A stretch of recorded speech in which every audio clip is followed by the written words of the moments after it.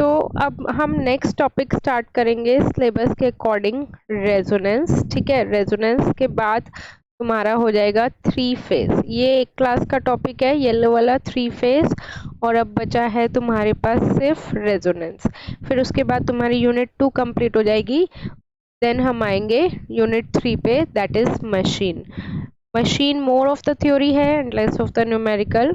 Mainly जो तुम्हारे numerical आते हैं वो तुम्हारे इसी में ही आते हैं, यूनिट 1 में और यूनिट 2 में। ठीक है, तो अभी हम पढ़ रहे हैं किसके बारे में, रेजोनेंस के बारे में। रेजोनेंस में हमारे पास क्या होती है, एक कंडीशन होती है। क्या कंडीशन होती है कि एक्सएल की वैल्यू हमेशा एक्सी से इक्वल होएगी। ठीक है, एक्सएल तुमने पढ़ा था इंडक्टर के अंदर का रेजिस्टेंस एंड एक्सी तुमने पढ़ा है कैपेसिटर के अंदर का रेजिस्टेंस, कि अगर जब भी ये दोनों वैल्यूज इक्वल हो गई तो वो कौन सी कंडीशन हो गई, हमारे पास रेजोनेंस की कंडीशन हो गई। Got it. तो अब अगर एक्सएल इक्वल टू एक्सी है तो जेड की वैल्यू किसके इक्वल होगी, बता सकते हो। जैसे नॉर्मली हमारा इम्पिडेंस का क्या फॉर्मूला होता है, R square plus X L minus X C का होल स्क्वेयर। तो अगर एक्सएल और एक्सी इक्वल हो गए तो जेड की वैल्यू किसके इक्वल हो गई, root of R square cut गया तो Z is equal to R हो गया। ठीक है, नेक्स्ट चीज कि अगर z की वैल्यू r के इक्वल हो रही है तो उस केस में इम्पीडेंस क्या हो रहा है, कम हो रहा है या ज्यादा हो रहा है, ये बताओ। उस केस में इम्पीडेंस क्या हो रहा है, कम हो रहा है या ज्यादा हो रहा है। पहले ये था, रेजोनेंस की कंडीशन अप्लाई होने के बाद सिर्फ ये रह गया, तो इम्पीडेंस क्या हो रहा है, कम ही हो रहा है। तो इम्पीडेंस क्या हो रहा है, मिनिमम। तो रेजोनेंस की कंडीशन में हमारे पास इम्पीडेंस क्या रहता है, हमेशा मिनिमम रहता है। और अगर रेजिस्टेंस या इम्पीडेंस मिनिमम है तो करंट क्या होगा, मैक्सिमम होगा, होगा ना। तो ये चार कंडीशन हमारे पास निकल के आती है। चारों की चारों कंडीशन तुम्हें याद रखनी होगी। कई बार न्यूमेरिकल में वो डायरेक्टली दे देते हैं, कई बार वो ये बोल देते हैं कि इम्पीडेंस मिनिमम है, तो वो हमें खुद समझना होगा कि वो रेजोनेंस है। या वो बोल देंगे करंट मैक्सिमम है, तो वो हमें खुद समझना होगा कि वो रेजोनेंस की कंडीशन है। ठीक है, ये चार कंडीशन है, चारों कंडीशन लिख लो एक बार। अब हमारे पास रेजोनेंस के केस में फ्रीक्वेंसी भी अलग होती है। देखो जैसे क्या फॉर्मूला होता है, X L is equal to X C. तो नॉर्मल फ्रीक्वेंसी नहीं होती, इसके रेजोनेंट फ्रीक्वेंसी होती है। और रेजोनेंट फ्रीक्वेंसी को हम हमेशा किससे डिनोट करते हैं, एफ आर से डिनोट करते हैं। तो एक्सएल का क्या फॉर्मूला हो गया, 2 पाई एफ आर एल। और एक्सी का क्या फॉर्मूला हो गया, 1/2 पाई एफ आर सी। तो यहाँ से अगर हम फ्रीक्वेंसी एफ आर की वैल्यू निकालेंगे तो क्या हो जाएगी, ये मैं इधर भेज रही हूँ तो ये कितना हो जाएगा, 2 पाई ऑलरेडी था तो 2 पाई का स्क्वायर एल इंटू सी। और एफ आर को उधर भेजूंगी तो एफ आर का भी क्या हो जाएगा, स्क्वायर। तो यहाँ से एफ आर का क्या फॉर्मूला हो गया, 1/2 पाई रूट एल सी। तो इस फॉर्मूले के अकॉर्डिंग हम रेजोनेंट फ्रीक्वेंसी निकाल सकते हैं। Got it.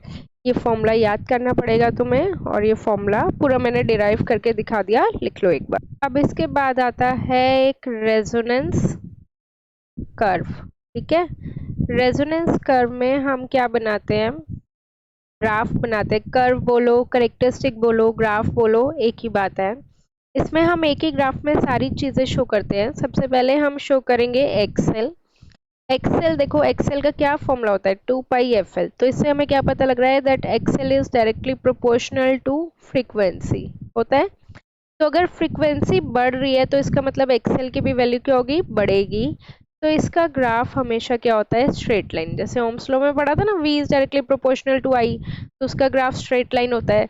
तो ये क्या शो कर रहा है, जैसे जैसे तुम्हारी फ्रीक्वेंसी बढ़ रही है वैसे वैसे तुम्हारी एक्सेल की वैल्यू बढ़ रही है। ठीक है, नेक्स्ट थिंग, अब हमें इसी ग्राफ में क्या शो करना पड़ेगा, एक्सी। एक्सी का क्या फॉर्मूला होता है, 1/2 पाई एफ सी। और X C is inversely proportional to frequency. ठीक है, और तुमने एक चीज पढ़ी थी, जैसे z को हम क्या लिखते हैं, r माइनस जे एक्सी। और अगर एक्सएल होता है तो क्या लिखते हैं, r प्लस जे एक्सएल। तो एक्सी का जो ग्राफ बनता है वो नेगेटिव साइड पे बनता है इस तरह से। ये क्या शो कर रहा है, एक्सी की जैसे जैसे फ्रीक्वेंसी बढ़ रही है वैसे वैसे तुम्हारी एक्सी की वैल्यू क्या हो रही है, कम हो रही है। मतलब देखो जैसे नेगेटिव साइड पे उल्टा हो गया तो कम हो रही है। अब इसके बाद हमें क्या बनाना है, टोटल रिएक्टेंस। नीचे एक्सी का कर्व है तो कर्व बना लो, ऊपर एक्सेल का स्ट्रेट लाइन है तो स्ट्रेट लाइन बना लो, और जिस पॉइंट पे वो कट कर रही है उस पॉइंट को हम क्या बोलते हैं, रेजोनेंट फ्रीक्वेंसी। उस पॉइंट को क्या बोलेंगे, रेजोनेंट फ्रीक्वेंसी। ठीक है। अब इसके बाद हमें क्या बनाना है, z। तुम्हें पता है कि रेजोनेंस के केस में z की वैल्यू किसके इक्वल होती है, r के इक्वल। तो means it is independent of frequency. तो अगर फ्रीक्वेंसी पे डिपेंड नहीं है तो उसका ग्राफ ऐसे बनेगा कि फ्रीक्वेंसी चाहे कितनी भी बढ़ती रहे z की वैल्यू क्या रहेगी, सेम रहेगी at the condition of resonance. ठीक है, पहले एक बार यहाँ तक बनाओ। अब इसके बाद देखो हमारे पास पर्टिकुलर वाली इम्पिडेंस क्या होता है, मिनिमम ना, तो ये क्या होगा, ज़्यादा, और उसके बाद में भी क्या होगा, ज़्यादा। ये वाली ग्राफ बन गई इम्पिडेंस की। पर्टिकुलर रेजोनेंट पहले कम ज़्यादा उसके बाद में भी ज़्यादा। इसी तरह अगर हम करंट का graph show, particular resonant current क्या है, ये क्या होगी, कम, बाद में भी क्या होगी। जो z और i का ग्राफ है, ये तुम रेजोनेंस कर्व पूछ ही ग्राफ बना के आना है, बाकी ये प्रैक्टिकल में भी। नेक्स्ट आ जाओ। नेक्स्ट पता होना क्वालिटी। एक होता था पावर फैक्टर, पावर फैक्टर क्या होता था, पढ़ा था कॉस फाई, राइट। और एक होता है हमारे पास क्वालिटी में कोई रिलेशन, जनरली कंपैरिजन का है। क्वालिटी फैक्टर हमें ये कंडीशन, जब भी न्यूमेरिकल में पूछो क्वालिटी फैक्टर निकालना है तो रेजोनेंस कंडीशन ये पूछो। ठीक है। अब क्वालिटी फैक्टर को हम किस करते हैं क्या फॉर्मूला होता है, that is voltage across inductor, या फिर voltage across resistor divided by the applied voltage across inductor का क्या फॉर्मूला होता है, आई इंटू एक्सएल है तो होता है ना। और अगर वोल्टेज अक्रॉस होगा आई इंटू, और अप्लाइड वोल्टेज का क्या फॉर्मूला होगा, I into R, I into R. तो इसको फर्दर सॉल्व करोगे तो आई से आई कट गया तो हमारे पास बचा एक्स बाई आर या फिर एक्स सी बाई आर, यही बचा। अब एक्सेल का क्या फॉर्मूला होता है, pi F R L by R. मैं फर्दर इसी को लेके सॉल्व कर रही हूँ, तो लेके करोगे तो आंसर तुम्हारा सेम आएगा। अब रेजोनेंट फ्रीक्वेंसी की वैल्यू डालोगे, तुमने डाली थी, क्या फॉर्मूला होता है, 1/2 पाई रूट। अगर रेजोनेंट डालोगे तो क्या हो जाएगा, पाई 1/2 पाई एल सी और multiplied by L divided by R है। फर्दर सॉल्व करोगे तो हमारे पास क्वालिटी फैक्टर का क्या फॉर्मूला आ जाएगा, 1/r√/c। ये आ गया तुम्हारे पास quality factor which for the purpose. Solve करके देख लो, चाहे पाई कट गया और है, और आधे एल से ही आधा एल कट गया, आधा एल बचा, 1/r बाहर आ गया। यही आएगा क्वालिटी फैक्टर लिख। देखो इसमें क्या बोला हुआ है इन्होंने, a series circuit consist of a capacitor. ठीक है, सीरीज सर्किट है, कैपेसिटर है, एंड अ कॉइल। कॉइल मतलब हमेशा मैंने तुम्हें बताया है रेजिस्टर और इंडक्टर का कॉम्बिनेशन। ठीक है, सप्लाई दे देते हैं।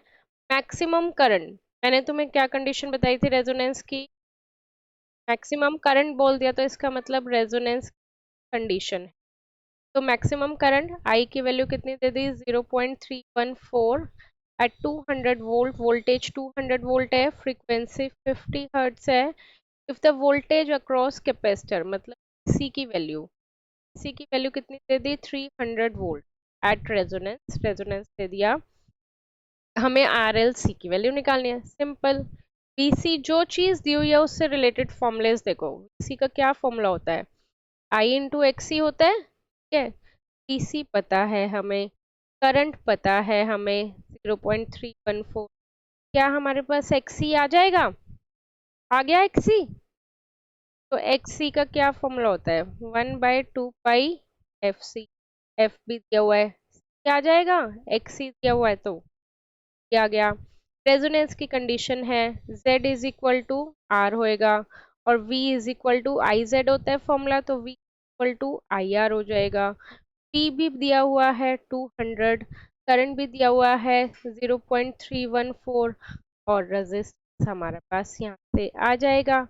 अब Z नॉर्मल इम्पिडेंस का क्या फॉर्मूला होता है, मतलब R आ गया हमारे पास, C आ गया, अब क्या बचा हमारे पास, L बचा। तो L कैसे आएगा, और क्वालिटी फैक्टर निकालना है। हाँ, रेजोनेंस की कंडीशन है तो XL is equal to XC होता है, एक्सी की जो भी वैल्यू तुम्हारे पास यहाँ से आई है, तो एक्सएल क्या फॉर्मूला होगा, पाई एफ एल, पता है पाई पता है, एफ पता है, और एक्सी पता है, एल आ गया, एल आ गया तो एक्सएल आ जाएगा, नहीं एल ही पूछा इन्होंने, एक्सएल पूछा नहीं है, तो यहाँ से हमारे पास एल आ गया। नेक्स्ट क्या पूछा हुआ है, क्वालिटी फैक्टर, क्वालिटी फैक्टर का फॉर्मूला होता है 1/R√L/C, आर पता है, एल पता है, सी। ये तुम्हारे पेपर का ही क्वेश्चन है, एंटम का 2024 का रेजोनेंस, देखो इस लेवल के क्वेश्चन आते हैं। ये तुम्हारा मिड टर्म का क्वेश्चन है, resistor and capacitor are connected in सी, एक रजिस्टर है और एक कैपेसिटर है, कनेक्ट करा हुआ है with a variable inductor, variable मतलब है, when the circuit is connected to 40 volts, जो जो इन्होंने बोला हुआ है देखो साथ के साथ डायग्राम बनाओ और पढ़ो। Frequency 50 hertz, the maximum current, current maximum है, तो यहाँ से हमें पता लग रहा है कि ये रेजोनेंस है, अदरवाइज नॉर्मली कंसिडर करते अगर इन्होंने मैक्सिमम नहीं पूछा होता तो। आई की value they the, that is 0.5 ampere, obtained by varying the inductances at this time the voltage across capacitor VC कितना है, 250 वोल्ट है, तो VC is equal to I into XC, last time जैसे सही है ये क्वेश्चन है ना। तो VC की वैल्यू पता है 250, आई की भी वैल्यू पता है, तो यहाँ से हमारे पास XC की वैल्यू आ जाएगी, XC की वैल्यू आ गई तो C की वैल्यू आ गई, राइट। और हमारे पास एक कंडीशन होती है XL is equal to XC, XC पता है तो XL आ जाएगा, और XL पता है तो 2 पाई FL वाले फॉर्मूले से L आ जाएगा, और I is equal to V/R, impedance resistance use करते हैं, I पता है, V पता है, R पता लग जाएगा। तो दोनों ऑलमोस्ट सेम ही क्वेश्चन थे, बट ये तुम्हारा एंड टर्म का क्वेश्चन था और ये तुम्हारा मिड टर्म का क्वेश्चन था, ठीक है। तो अब तुम्हें एक आइडिया हो गया कि रेजोनेंस पे बेस्ड किस टाइप के न्यूमेरिकल्स तुम्हारे आते हैं। तो मैंने बाकी बात लास्ट में जब मैं पूरे पूरे पेपर्स उठा के प्रैक्टिस करवाऊंगी तो और प्रैक्टिस करवाऊंगी, बट फिलहाल के लिए तुम्हारे लिए इतना बहुत है।